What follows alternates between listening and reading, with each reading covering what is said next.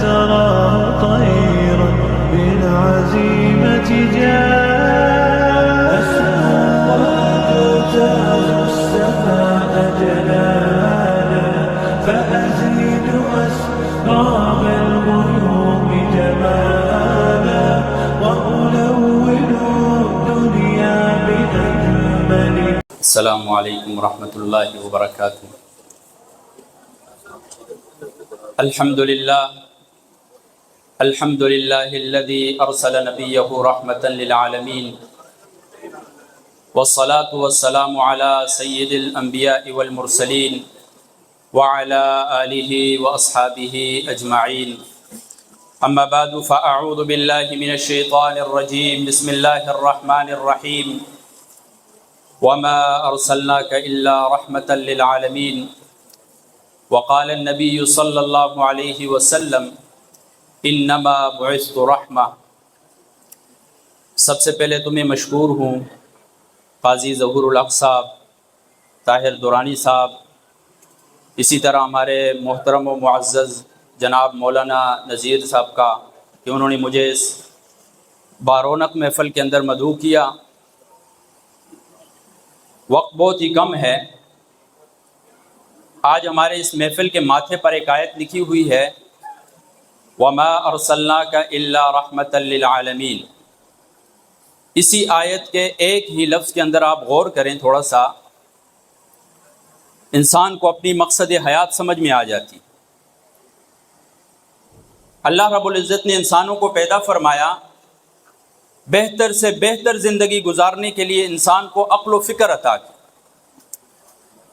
عقل و فکر کے ساتھ ساتھ انسان کی ایک خارجی رہنمائی کے لیے مختلف انبیاء کرام کا سلسلہ بھی جاری فرمایا.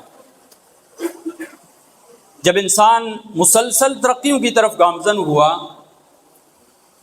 تو اللہ رب العزت نے قرآن مجید کی شکل میں ایک دستور حیات عطا کیا، اور اسی دستور حیات کی تشریح اور تعبیر بیان کرنے کے لیے محمد الرسول اللہ صلی اللہ علیہ وسلم کو اس دنیا میں مبعوث فرمایا.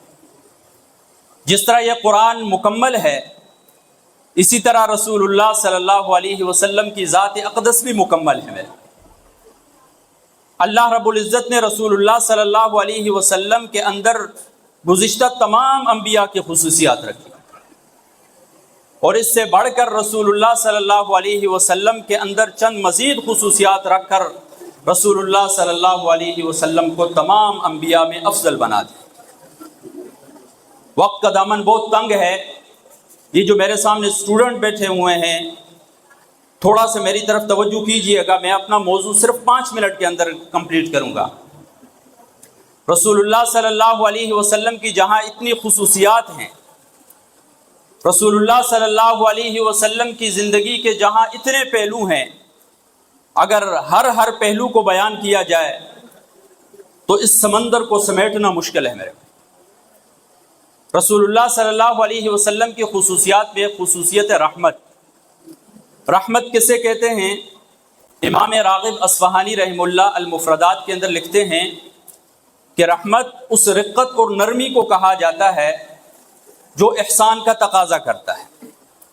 مولانا ابوالکلام آزاد ترجمان القرآن کے اندر لکھتے ہیں رحمت اس نرمی کو کہا جاتا ہے کہ جو دوسری ہستی کے ساتھ احسان، شفقت و محبت کا اظہار کرے.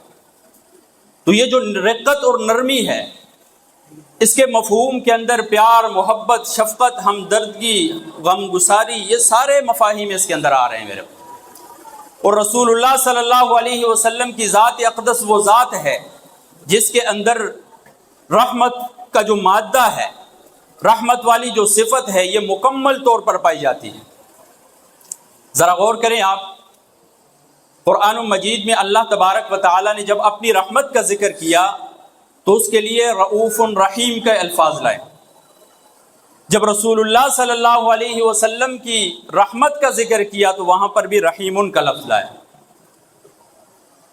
یہاں پر مذہبی حضرات بھی بیٹھے ہیں، وہ عربی گرامر کو سمجھتے ہیں. یہ رحیم اس میں صفت کا صیغہ ہے. اس میں صفت کے صیغے کے ساتھ جو صفت بیان کی جاتی ہے وہ لازم ہوتی ہے اس ہستی کے ساتھ. تو گویا رسول اللہ صلی اللہ علیہ وسلم کی ذات اقدس کے اندر یہ جو رحمت کا مادہ پایا جاتا ہے یہ کبھی بھی جدا نہیں ہو سکتا ہے رسول اللہ صلی اللہ علیہ وسلم۔ اور رسول اللہ صلی اللہ علیہ وسلم نے اپنے اقوال، اپنے افعال، اپنے کردار کے ذریعے اپنی رحمت کو بیان کیا۔ رسول اللہ صلی اللہ علیہ وسلم صرف انسانوں کے لیے رحمت بنا کر نہیں بھیجے گئے تھے میرے بھائی، حتیٰ کہ کافروں کے ساتھ بھی رسول اللہ صلی اللہ علیہ وسلم نے رحمت کا سلوک پیش کیا۔ طائف کا واقعہ آپ دیکھیں، کفار پتھر برسا رہے ہیں، رسول اللہ صلی اللہ علیہ وسلم ان کی ہدایت کے لیے دعائیں کر رہے ہیں میرے بھائی۔ رسول اللہ صلی اللہ علیہ وسلم ایک باغ میں تشریف لے گئے، ایک اونٹ کو دیکھا کہ آنکھوں سے آنسو بہہ رہے ہیں۔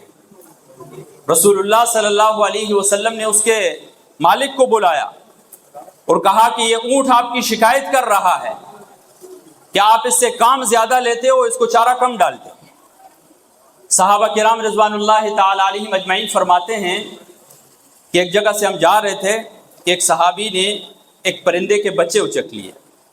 اتنے میں دیکھتے ہیں کہ چڑیا سر کے اوپر بلبلا رہی ہے۔ رسول اللہ صلی اللہ علیہ وسلم نے فرمایا کس نے اس کے بچے اچک لیے ہیں؟ تو میرے بھائیو، دوستو، بزرگوں، یہاں پر سیاسی شخصیات بھی موجود ہیں، سماجی شخصیات بھی ہیں، مذہبی شخصیات بھی ہیں، معلمین بھی موجود ہیں، اسٹوڈنٹ بھی موجود ہیں۔ رسول اللہ صلی اللہ علیہ وسلم کی زندگی کا یہ جو پہلو ہے رحمت والا، اسے ہم اپنی زندگی میں کیسے اپنا سکتے ہیں؟ سب سے پہلے رحمت کا مظاہرہ ہم میں سے ہر شخص نے اپنے ساتھ کرنا ہے۔ میرے سب سے پہلا حق آپ کے اوپر آپ کا ہے۔ اپنے اوپر جو آپ ظلم کر رہے ہیں اس ظلم کو ختم کرنا ہے، یہ سب سے بڑی رحمت آپ کی اپنے ساتھ ہے میرے بھائی۔ رسول اللہ صلی اللہ علیہ وسلم کیا فرماتے ہیں کہ گناہ کو چھوڑ دو، اتق المحارم تکن اعبد الناس، حرام چیزوں کو چھوڑ دو، دنیا کے سب سے بڑے عبادت گزار بن جاؤ۔ عبادت گزار آج ہم کہتے ہیں جس نے تسبیحاں ڈال لی گلے میں، جبے پہن لیے، اسے ہم عبادت گزار سمجھتے ہیں، اسے ہم اللہ کا ولی سمجھتے ہیں۔ اللہ کا ولی ایک تاجر بھی ہو سکتا ہے، ایک ریڑھی لگانے والا بھی ہو سکتا ہے، ایک پینٹ شرٹ کے اندر بھی اللہ کا ولی ہو سکتا ہے، لیکن کب ہو سکتا ہے؟ اتق المحارم، جب وہ اپنے آپ کو گناہوں سے بچائے۔ آج فتنے کا دور ہے، نوجوان نسل جو ہے طرح طرح کے فتنوں میں مبتلا ہوتی ہے، اپنے آپ کو فتنوں میں مبتلا کر اپنی صحت خراب، اپنا عقیدہ خراب، اپنا رہن سہن خراب۔ تو رحمت کا سب سے پہلا موازنہ اپنے آپ سے کریں، اپنے اوپر رحمت کریں، اس کے بعد آپ کی رحمت آپ کے ماتحت آپ کی اولاد ہے، آپ کی بیوی ہے، اس کے ساتھ آپ رحمت کریں۔ رسول اللہ صلی اللہ علیہ وسلم نے حضرت حسن کو بٹھایا اور بوسہ دیا۔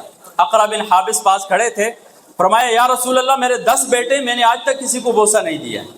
رسول اللہ صلی اللہ علیہ وسلم نے فرمایا من لا یرحم لا یرحم، جو رحم نہیں کرتا ہے اس کے اوپر بھی رحم نہیں کیا جاتا ہے۔ الراحمون یرحمهم الرحمن ارحم من فی الارض یرحمکم من فی السماء۔